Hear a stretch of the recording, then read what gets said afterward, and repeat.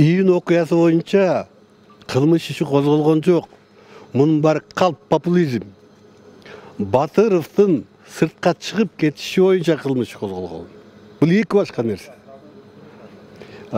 Мен да келип сурак бердим. Биз сурак бердик Батыровдун чыгып кетиши боюнча.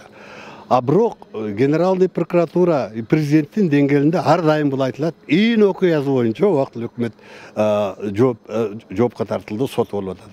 Мунун баары калп. Почему такая манипуляция по-вашему? 10-жылдан бери реваншисттик күчтөр убактылуу өкмөттөн өч алабыз деп бийликке келген, билесиңер. Ой, ячейканы жеп койду, муну жеп койду, тигини жеп койду. Биз табарсыгынан изебиз деп. Ошо менен Ата журт партиясы келген бийликке. Мына ошол ата журтчулар парламентте муну көтөргөн 11-жылдан баштап. Комиссия түзүп иликтеткен. Парламентте каралган. Мен убактылуу өкмөттүн өкүлү катары ал жерде сүйлөгөм. Ошол жерде эле айтылган Батыровдун, Салахидиновдун чыгарылышы, Бакиевдердин бардыгына точка коюлган. Бирок эки нерсе бар.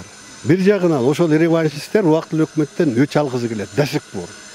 22 жыл өтсө дагы ошол өч алуу процесси сырттан дагы, иштен дагы жүрүп келатат. Убактылуу өкмөттөн любой сene өч алыш керек. Биз качып жүрөбүз, а булар мына отурат мынтип дегендей бар. Эптеп нерсе табыш керек. Ошон үчүн экинчиден биз убактылуу өкмөттүн июнь окуясына баа беребиз, мынтип аягына түбүнө акыйкатта жетебиз деген 12 жылдан бери убадалар бар.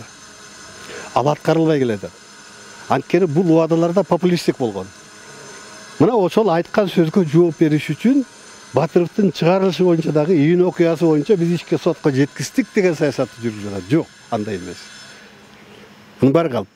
Анда Кадыржан Батыров боюнча боло турган болсо ага дипломаттык паспорт жасоо иш-аракети боюнча да адамдар Эми ошон үчүн айтып атпайсызбы? Бир эле Кадыржан Батыров чыгып кеткен эмес да. Салахидинов кеткен.